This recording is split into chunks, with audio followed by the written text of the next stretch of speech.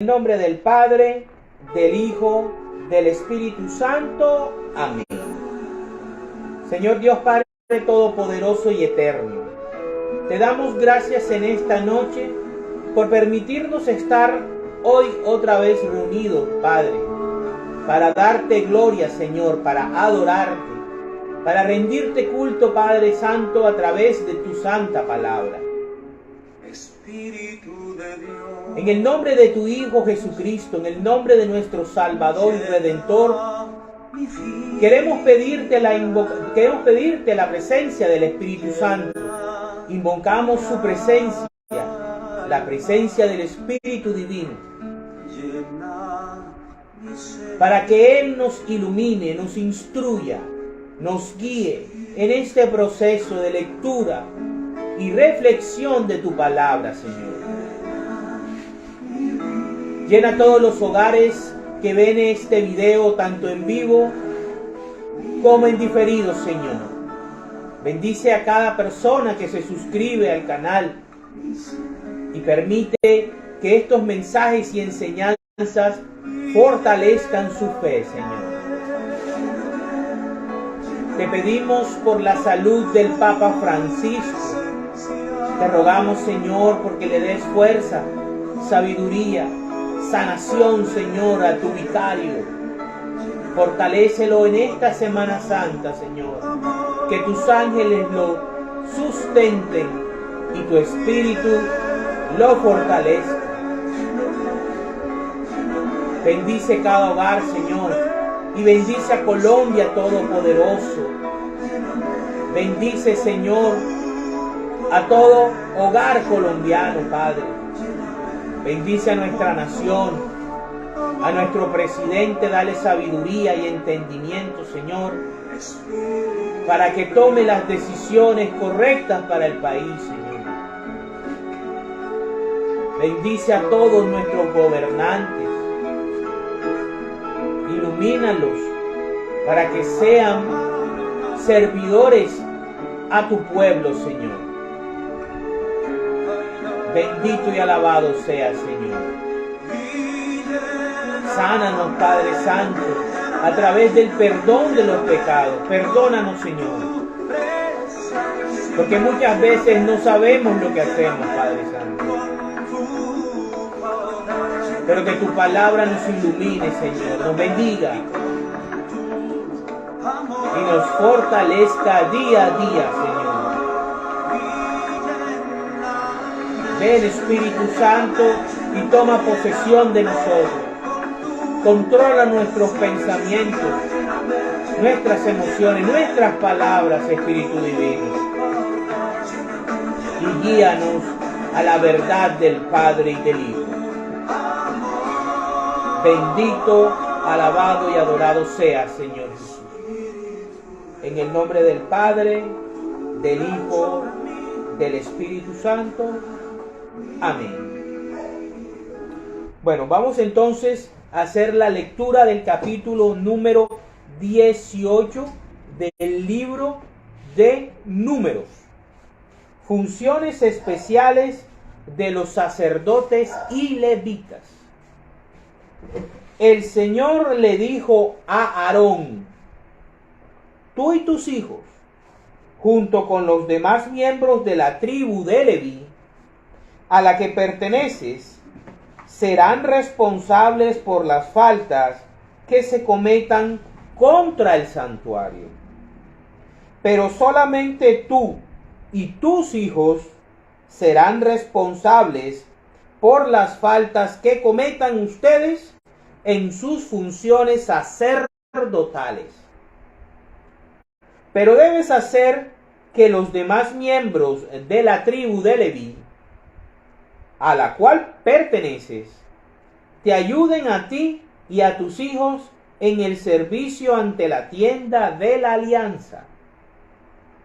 Ellos estarán a tu servicio y al servicio de la tienda, pero no deberán acercarse a los utensilios del santuario ni al altar. De lo contrario, morirán ellos y ustedes también. deberán acompañarte en el servicio de la tienda del encuentro y en todos los oficios correspondientes. Pero ninguna persona extraña debe acercarse a ustedes. Ustedes son los encargados del servicio del santuario y el altar. Así no volveré a enojarme con los israelitas. Yo separé a tus hermanos los levitas de los demás israelitas para dárselo a ustedes, a fin de que sirvan en los oficios de la tienda del encuentro. Pero solamente tú y tus hijos podrán desempeñar las funciones sacerdotales relacionadas con el altar o que se realizan tras el velo. Este oficio les corresponde a ustedes, pues yo les he dado el derecho de ejercer las funciones sacerdotales. Si alguien oficia como sacerdote sin serlo, será condenado a muerte.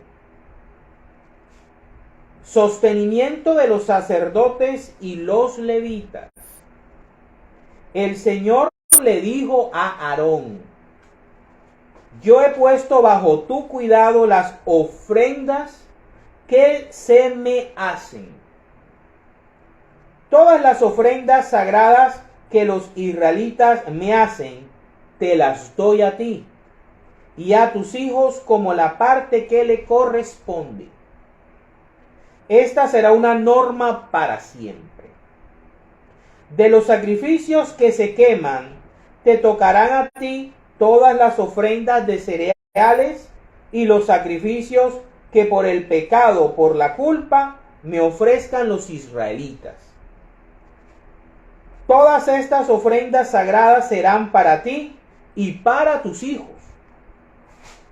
Todo varón de entre ustedes podrá comer de estas ofrendas, pero habrá de comerlas en un lugar sagrado, pues son sagradas.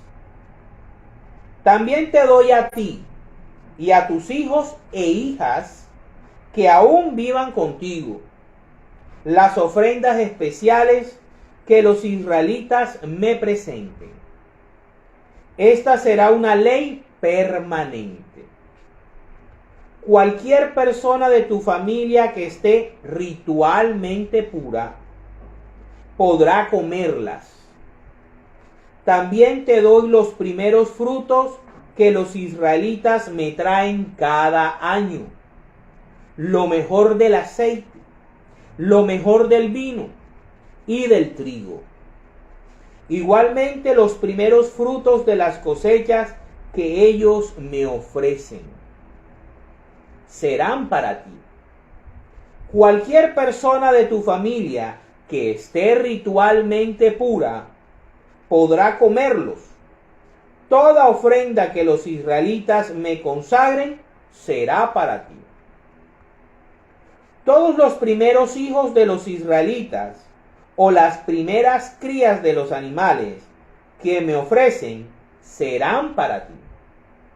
Pero en el caso de los primeros hijos de los hombres y de las primeras crías de los animales impuros, pedirás un rescate a cambio.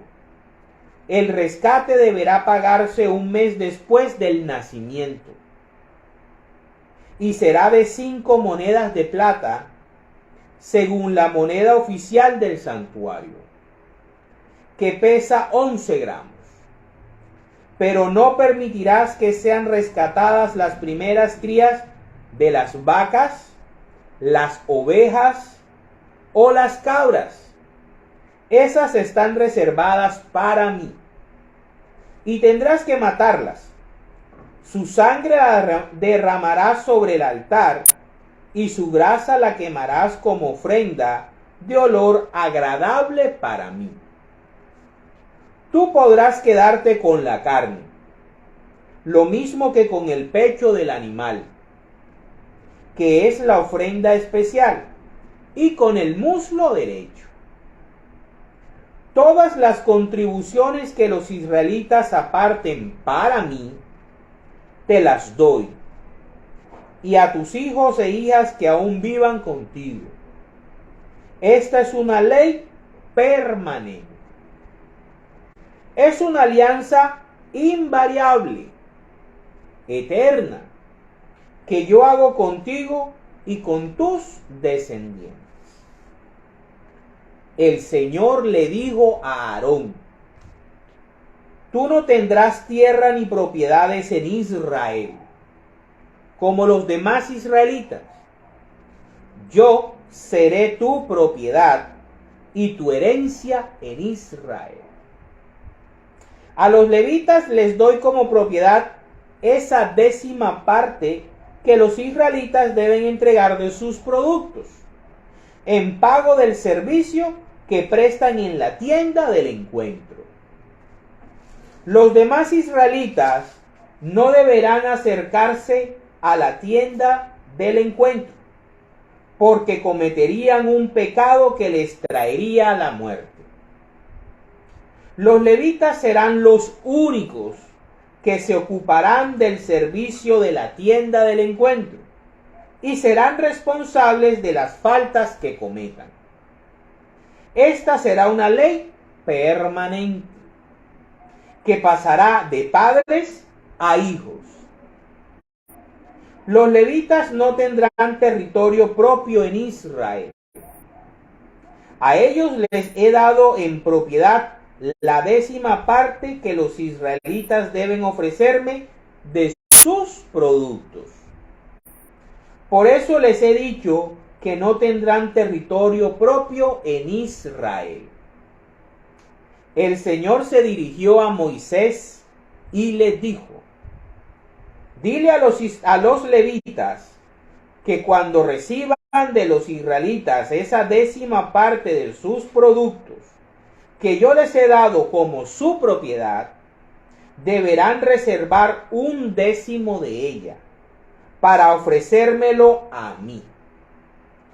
Esa será su contribución, semejante a la contribución que hacen los israelitas cuando dan la parte de su trigo y de su vino.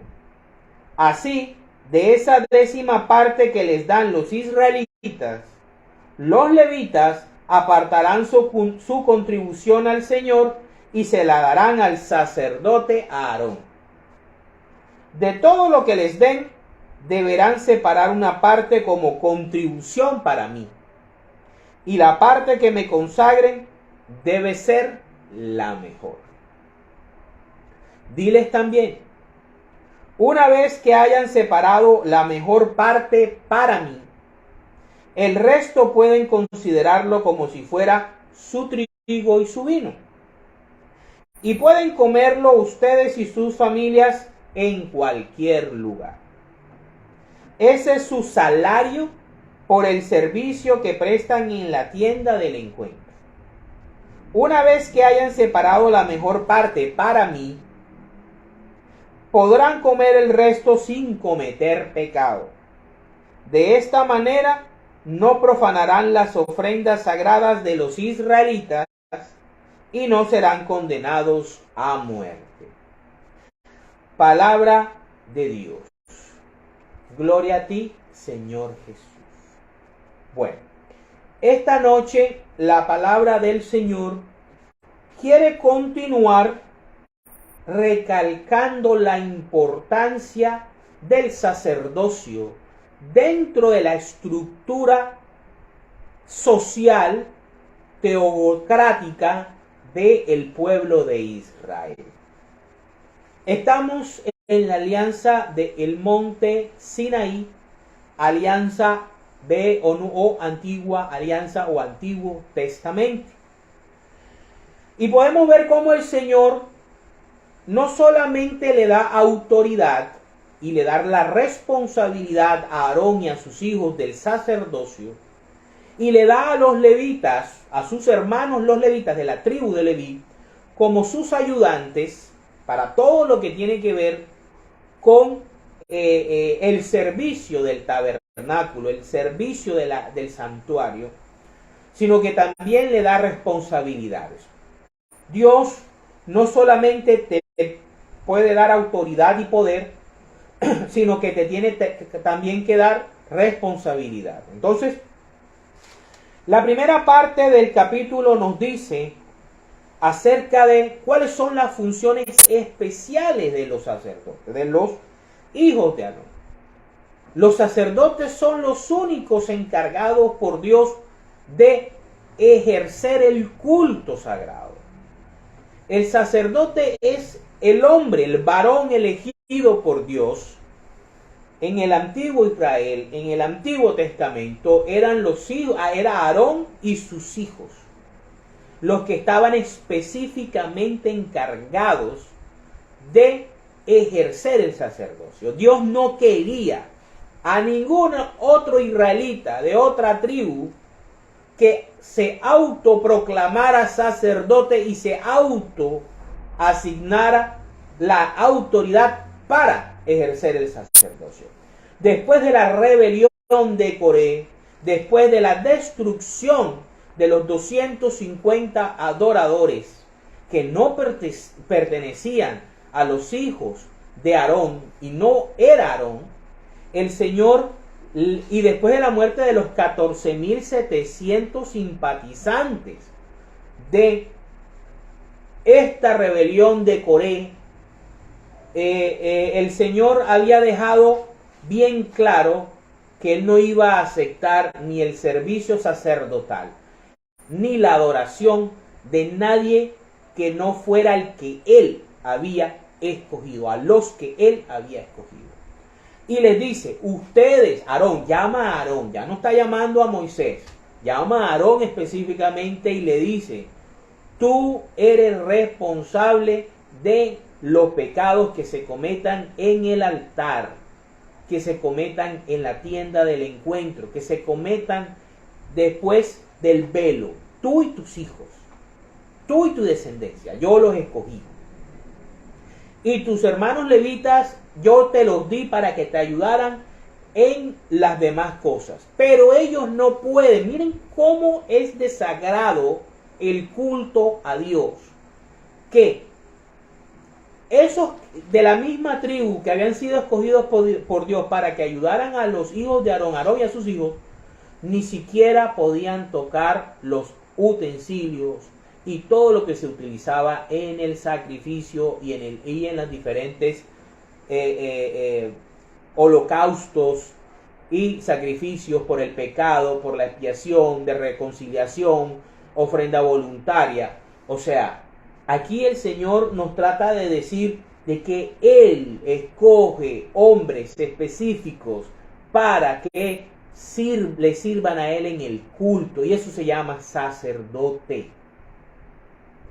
Y no solamente ocurría en el Antiguo Testamento y en la alianza del monte Sinaí, sino que va a seguir funcionando esto de la misma manera en el Nuevo Testamento, con el sacerdocio según el orden de Melquisedec, que son los únicos que tienen la autoridad y la responsabilidad ante Dios de poder ejercer el sacerdocio y el culto para Dios, según el orden de Dios.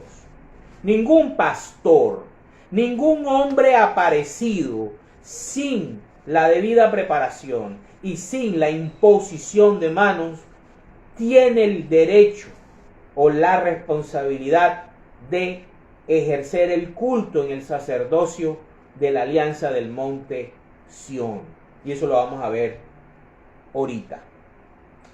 Entonces, vemos cómo Dios desde el Antiguo Testamento establece que es Él el que define quiénes son los que para Él, bien recibido, van a ser los responsables y con la autoridad para poder ejercer el culto y ejercer el sacerdocio correctamente. Les dice que fuera de ellos, ojo, fuera de ellos, el que intente adorarlo, el que intente rendirle culto o ejercer como sacerdote, que no fuera de aquellos que él había designado, sería condenado a muerte. Ya en el Antiguo Testamento era teso. Ahora en el Nuevo Testamento no tanto. No hay esa severidad, porque cualquiera que estudia teología, monta una iglesia, dice que fue inspirado por Dios, que Dios lo levantó un día que estaba mirando el techo y Dios lo levantó. Va y estudia teología y monta una iglesia y dice que esa es la iglesia de Cristo y que por medio de ella se llega al cielo y que le tienen que pagar el diezmo porque él tiene derecho al diezmo.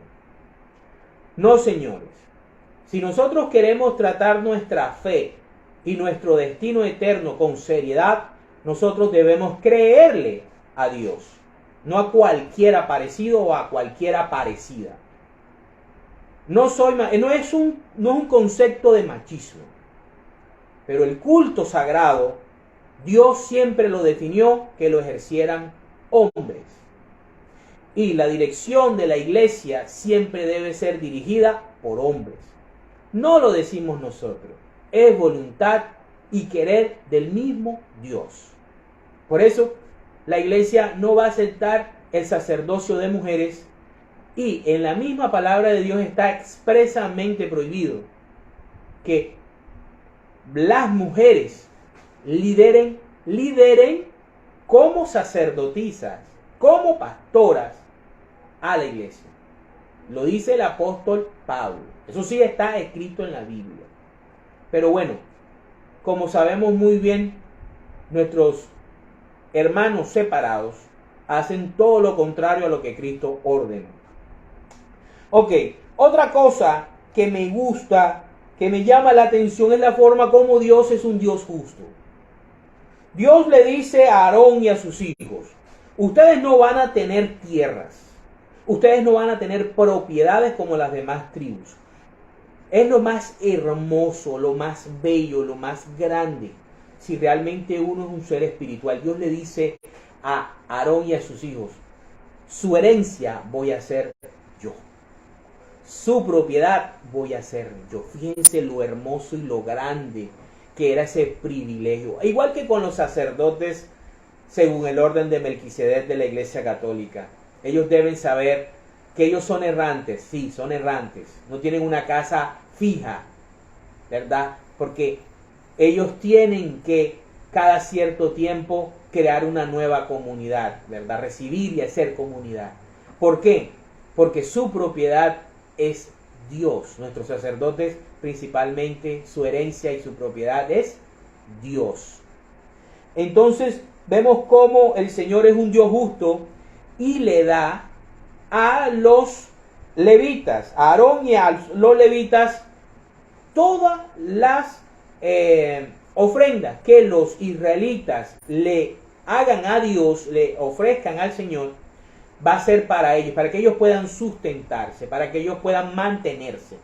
¿Sí? Hace un equilibrio. Entonces, el diezmo más que todo es un salario, pero era un salario en ese entonces. ¿Y cómo se pagaba? Con trigo, con aceite, con los primeros frutos. Era una forma como Dios le estaba enseñando a su pueblo a que ellos tenían que ser agradecidos. O sea, el diezmo no es para ser multimillonarios a un pastor o a una pastora. El diezmo es para que se sostenga la función de la iglesia, para que la iglesia funcione. Y fíjense que maneja dos términos: la ofrenda y el diezmo, ¿sí? Y más que todo buscaba también para que el israelita no se olvidara de su Dios, no se olvidara que la tierra es de Dios, que los frutos que da la tierra le pertenecen a Dios y que debe sacar lo mejor de lo que le daba la tierra y lo que le daba, bueno, sus animales, debía dárselo a su primer amor, a su gran amor, que es Dios. O sea, Dios nos intenta enseñar con la ofrenda y con desprendernos, ya no del 10%, sino ya con toda nuestra vida, para que nosotros no seamos egoístas, como lo fue Satanás, como lo fue Lucifer, que se olvidó de su Dios, se olvidó de agradar a su Dios, se olvidó de ofrendarle a su Dios, se olvidó de adorar a su Dios. y se convirtió él mismo en su propio Dios y en su propio adorador. Entonces, eso es lo que en última instancia busca el diezmo y la ofrenda. Que tú seas capaz de reconocer de que hay una parte de que le pertenece a quien es dueño de la tierra, de la cual tú sacas la riqueza con la que vives. Entonces, esto es lo que dice el Señor en el capítulo 18. Y también algo muy hermoso que dice es que los levitas, de todas las ofrendas que recibían, de ese 10% que los israelitas le daban al Señor, de ese mismo 10% ellos tenían que sacar un 10%, porque ellos también tenían que ofrendar. Ellos también tenían que ofrecerle a Dios culto a través de la ofrenda. ¿Sí? De ese 10%, de ese diezmo que daban los demás israelitas, y que Dios se lo había dado a ellos como pago por el servicio que ellos hacían, un salario. Era un salario de sustentación para su familia. Ellos tenían que también ofrecerle a Dios el 10%. Ese 10% se lo tenían que entregar a Aarón como ofrenda para Dios. Eso era para Dios. Entonces se lo ofrecían a Aarón como sumo sacerdote y a su familia. Y el otro 90% de esa ofrenda, de ese diezmo que daban los israelitas, ya quedaba para ellos, para que ellos pudieran sostener a su familia. Fíjense cómo Dios es un Dios justo, cómo Dios es un Dios sabio, cómo Dios es un Dios que no piensa solamente en él y cómo distribuye las cosas. ¿Sí? A las otras tribus les dio tierras, les dio animales, y de esas tierras y esos animales ellos tenían que contribuirle a los levitas y a los hijos de Aarón para que ellos pudiesen sostenerse, porque ellos se dedicaban exclusivamente al sacerdocio y a las cosas sagradas en la tienda del encuentro. Entonces Dios hace una distribución gana-gana. Todos ganan, todos trabajan bien chévere, todos comen, todos distribuyen, y cada persona hace lo suyo. Cada persona se dedica a lo suyo. Entonces, el capítulo número 18 del libro de Números nos habla acerca y nos recalca la importancia del sacerdocio, la importancia del sacerdote y las responsabilidades que tiene. Y cómo en el Nuevo Testamento, en la Alianza del Monte Sión, en la iglesia fundada por nuestro Señor Jesucristo, va a seguir el mismo patrón. Va a haber un sacerdocio, a cual lo vamos a ver cómo es, y que tenemos que respetar, y son los únicos reconocidos por Dios para rendirle real y verdadero culto divino, para la gloria de Dios. Ahora vamos entonces a ver en primera instancia una realidad acerca de la iglesia que quiero tocar esta noche. ¿Cómo es la iglesia del Señor? ¿Cómo Cristo pensó su iglesia? ¿Cómo Cristo proyectó y planificó su iglesia? Si iba a ser una iglesia de seres perfectos, inmaculados, salvos, sin defectos, sin pecados, o si iba a haber una iglesia donde iba a haber una lucha entre nobles e impíos. Vamos a verlo de las palabras de él. Vamos a el Evangelio de San Mateo, capítulo 13, versículos del 24 en adelante. Del 24 al 30. Dice: la parábola de la hierba, de la mala hierba entre el trigo. Dice: Jesús les contó esta otra parábola. Sucede con el reino de los cielos como con un hombre que sembró buena semilla en su campo. Pero cuando todos estaban durmiendo, llegó un enemigo, sembró mala hierba entre el trigo y se fue. Cuando el trigo creció y se formó la espiga, apareció también la mala hierba. Entonces los trabajadores fueron a decirle al dueño: Señor, si la semilla que sembró usted en el campo era buena, ¿de dónde ha salido la mala hierba? El dueño les dijo: algún enemigo ha hecho esto. Los trabajadores le preguntaron: ¿quiere usted que vayamos a arrancar la mala hierba? Pero él les dijo: no, porque al arrancar la mala hierba pueden arrancar también el trigo. Lo mejor es dejarlos crecer juntos hasta la cosecha. Entonces mandaré a los que han de recogerla que recojan primero la mala hierba y la aten en manojos para quemarla, y que después guarden el trigo en mi granero. Palabra del Señor. Ahora vamos a ver la explicación de la parábola de la mala hierba. Ese es el mismo capítulo 13, versículos del 36 al 43. Dice: Jesús despidió entonces a la gente y entró en la casa, donde sus discípulos se le acercaron y le pidieron que les explicara la parábola de la mala hierba en el campo. Jesús les respondió: el que siembra la buena semilla es el Hijo del Hombre, y el campo es el mundo. La buena semilla representa a los que son del reino, y la mala hierba representa a los que son del maligno. Y el enemigo que sembró la mala hierba es el diablo.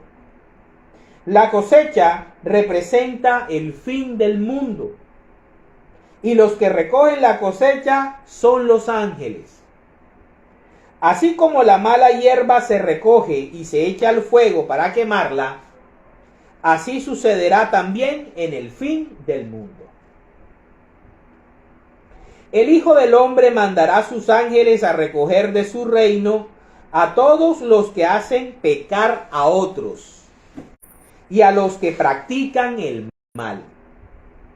Los echarán en el horno encendido, y vendrán el llanto y la desesperación.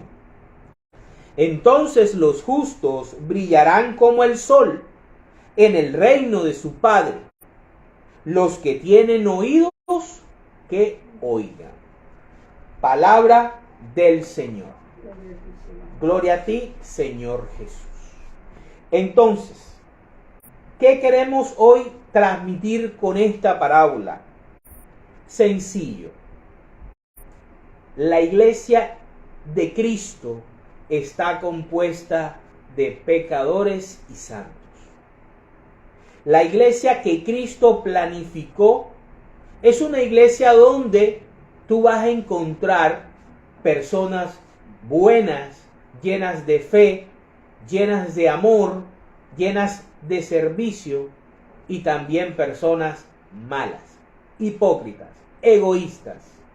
Vas a encontrar sacerdotes santos, serviciales, con muchos dones, y vas a encontrar sacerdotes malos. Pero eso no va a quitar que la iglesia la fundó Cristo y que la iglesia la hizo Cristo. Por eso, querido hermano y hermana, el hecho que en la iglesia católica existan sacerdotes malos no significa que la iglesia no esté santificada, protegida, guiada por Dios, por Cristo y el Espíritu Santo. Por eso todas esas ideas desde hace mucho tiempo de restaurar, de renovar, de rehacer la iglesia primitiva es pura mentira del diablo para dividir y para destruir y robar la salvación a los cristianos. Entonces, cuando a uno católico le digan, que ustedes tienen cura pedófilo, que ustedes tienen cura homosexuales, que tienen ustedes no sé qué, el escándalo que ustedes hicieron y que la Inquisición, ¿no? Que ustedes en el pasado vendían las indulgencias y por eso fue que Martín Lutero hizo sus tesis. Hermanos, también ha habido y siguen existiendo hombres santos como San Francisco de Asís, lo dio la Iglesia Católica, San Antonio de Padua, Loyola, ¿verdad? Santa Teresa de Calcuta, el Santo de Ars, la Madre Teresa de Calcuta, muchos santos, muchísimos santos que ahora mismo sería bastante difícil expresarlos. Entonces eso es muy importante. El mismo Señor Jesucristo en sus papeles tenía dentro de su pronóstico que dentro de su iglesia también iba a haber gente mala. Así que, querido hermano, no te espantes ni te dejes engañar por esa propaganda proselitista. Vente para acá que aquí nosotros no tenemos todo eso. Eso es falso, eso es fariseico. Vamos ahora a ver cuáles son los deberes de los sacerdotes del Nuevo Testamento. Así como los deberes del Antiguo Testamento, los hijos de Aarón, vamos a ver cómo son los deberes del sacerdote del Nuevo Testamento. Vamos a Segunda de Timoteo, capítulo 1, versículos del 6 al 14. No avergonzarse del Evangelio. Por eso te recomiendo que avives el fuego del don que Dios te dio cuando te impuse las manos. O sea, fíjense, la imposición de manos es la clave. Por eso te recomiendo que avives el fuego. Recordemos que el Espíritu Santo, el fuego es símbolo del Espíritu Santo. Del don de Dios te dio cuando te impuse las manos. Pues Dios no nos ha dado un espíritu de temor, sino un espíritu de poder, de amor y de buen juicio. No te avergüences, pues, de dar testimonio a favor de nuestro Señor, ni tampoco te avergüences de mí, preso por causa suya. Antes bien, con las fuerzas que Dios te da, acepta tu parte en los sufrimientos que vienen por causa del Evangelio. No viene la prosperidad, no viene la riqueza ni la multiplicación del diezmo, vienen los sufrimientos. Dios nos salvó y nos ha llamado a formar un pueblo santo, no por lo que nosotros hayamos hecho, sino porque ese fue su propósito y por la bondad que ha tenido con nosotros desde la eternidad. Por Cristo Jesús. Esa bondad se ha mostrado gloriosamente ahora en Cristo Jesús, nuestro Salvador, que destruyó el poder de la muerte y que, por el Evangelio, sacó a la luz la vida inmortal. Dios me ha encargado de anunciar este mensaje y me ha enviado como apóstol. Fíjense que los sacerdotes vienen de los apóstoles, de la imposición de mano de los apóstoles. Y maestro. Precisamente por eso sufro todas estas cosas, pero no me avergüenzo de ello, porque yo sé en quién he puesto mi confianza y estoy seguro de que Él tiene poder para guardar hasta aquel día lo que me ha encomendado. Palabra de Dios. Entonces, característica fundamental del sacerdote del Nuevo Testamento: que le imponga la mano un apóstol o un sucesor de los apóstoles, o sea, un obispo. ¿Sí? A los pastores protestantes no les pasa eso, menos a las pastoras. Vámonos ahora a Primera de Timoteo, capítulo 3, versículos del 1 al 13. Dice, ¿cómo deben ser los que presiden? O sea, los presbíteros. Si alguien aspira al cargo de presidir la comunidad, a un buen trabajo aspira el sacerdote. Por eso, el que tiene este cargo ha de ser irreprensible.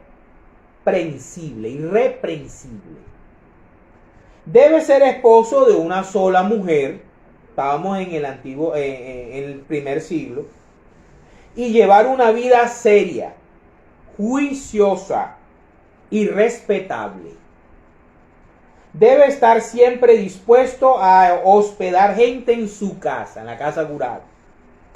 Debe ser apto para enseñar.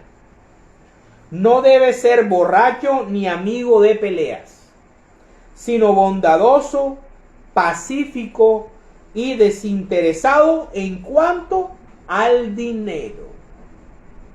Debe saber gobernar bien su casa y hacer que sus hijos sean obedientes y de conducta digna. Porque si uno no sabe gobernar su propia casa, ¿cómo podrá cuidar la iglesia de Dios?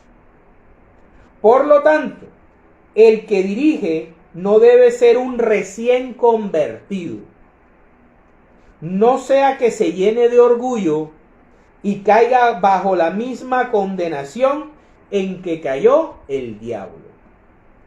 También debe ser respetado entre los no creyentes para que no caiga en deshonra y en alguna trampa del diablo. Ok. ¿Cómo deben ser los diáconos? Asimismo, los diáconos deben ser hombres respetables, que nunca falten a su palabra, ni sean dados a emborracharse, ni a desear ganancias malavidas. Deben apegarse a la verdad revelada, o sea, a la doctrina dejada por Cristo y los apóstoles. No inventarse una nueva, en la cual creemos, y vivir con conciencia limpia. Primero, deben pasar un periodo de prueba. Los curas pasan periodos de prueba, ¿sí? Y después, si no hay nada en contra de ellos, podrán servir como diáconos. ¿Qué iglesia cristiana tiene diáconos? Bueno. Ok, igualmente, las mujeres deben ser respetables, no chismosas, serias y fieles en todo. Estamos hablando de la mujer feligresa. Un diácono debe ser esposo de una sola mujer y saber gobernar bien a sus hijos y su propia casa, porque los diáconos que realizan bien su trabajo se hacen dignos de un lugar de honor y podrán gozar de gran tranquilidad gracias a su fe en Cristo Jesús. Palabra de Dios. Entonces aquí vemos cómo nos están definiendo al obispo, al presbítero, que es el que preside, presbítero, presidir, y al diácono. ¿Qué iglesia tiene en su sacerdocio esas tres estructuras? La iglesia católica, apostólica y romana, ¿verdad? Ok, vámonos ahora. Ahora un protestante nos puede decir, pero está escrito en la Biblia que el presbítero y que el diácono pueden tener esposa y pueden tener hijos. Sí, en ese tiempo, en ese momento, como se estaba dando una transformación, recordemos que estos son griegos, no son judíos, son griegos, a los que básicamente se le está escribiendo esto. Esto es, ¿verdad? Lo que se le está diciendo a estas personas. Estas personas vienen de un mundo griego. En el principio de la iglesia, el que presidía y el diácono estaba ya casado. Se convertía al cristianismo, aceptaba el cristianismo y ya tenía un hogar. Pero en el transcurso del tiempo es que se va dando el hecho de que un presbítero, un obispo y el diácono se van dando cuenta que no pueden sostener un hogar y al mismo tiempo no pueden dedicarse a las cosas del Señor. Vamos a ver cómo nuestro Señor Jesucristo nos da la clave para eso. Vámonos a el Evangelio de Mateo, otra vez. Esta noche vemos el Evangelio de Mateo, capítulo 19, versículos del 10 al 12. Dice: le dijeron sus discípulos: si este es el caso del hombre en relación con su esposa, no conviene casarse. Fíjense, los mismos discípulos están reconociendo que hay mucho compromiso y la vida marital es compleja. Jesús les responde a ellos. Jesús les contestó: no todos pueden comprender esto, sino únicamente a aquellos a quienes Dios les ha dado que lo comprendan. ¿Sí? Es un don de Dios comprender el celibato. ¿Sí? Hay diferentes razones que impiden a los hombres casarse. Estoy hablando del celibato. ¿Sí? Unos ya nacen incapacitados para el matrimonio. ¿Sí? Vienen algún tipo de problema físico, mental, ¿verdad?, que les impide tener vida marital. A otros los incapacitan los hombres, como por ejemplo los que van al ejército y quedan mutilados, quedan con alguna lisiados de alguna manera. Los hombres a través de la guerra los incapacitan. O los eunucos del rey, ¿sí? Los eunucos le quitaban los testículos porque ellos cuidaban al harén de los reyes. Eso es lo que trata de decir el Señor. Y el tercer grupo, que hace parte del sacerdocio católico, nuestro Señor Jesucristo lo dice aquí, dice: y otros viven como incapacitados por causa del reino de los cielos. El voto de celibato del sacerdote católico es una elección que toma el sacerdote, el hombre, el varón, cuando va a meterse, cuando decide ser sacerdote católico. Debe hacer el voto de celibato, es un voto. O sea, Jesús está dando esta clave, que hay hombres que se hacen incapaces para casarse por causa del reino, por causa de la iglesia. Este es el caso de nuestros sacerdotes católicos. Y para terminar este tema, vamos entonces a qué piensa Pablo. Primera de Corintios, capítulo 7, versículos de Primera de Corintios, capítulo 7, versículos del 32 al 35. Dice: yo quisiera librarlos a ustedes de preocupaciones. El que está soltero, ¿verdad?, se preocupa por las cosas del Señor. Por eso es que el sacerdote no se casa. Por eso hace voto de celibato, ¿sí? Y por agradarle. Pero el que está casado se preocupa por las cosas del mundo y por agradar a su esposo. O sea, se comparte, se divide. Mientras que el que es célibe se dedica exclusivamente al reino, a las cosas del Señor. Y así está dividido el casado. Igualmente, la mujer que ya no tiene esposo y la joven soltera se preocupan por las cosas del Señor, o sea, la religiosa, la monja, por ser santas tanto en el cuerpo como en el espíritu. Pero la casada se preocupa por las cosas del mundo y por agradar a su esposo. Por eso en la Iglesia Católica existen las religiosas. Bíblico. Les digo esto no para ponerles restricciones, sino en bien de ustedes y para que vivan de una manera digna, sirviendo al Señor sin distracciones. Palabra de Dios.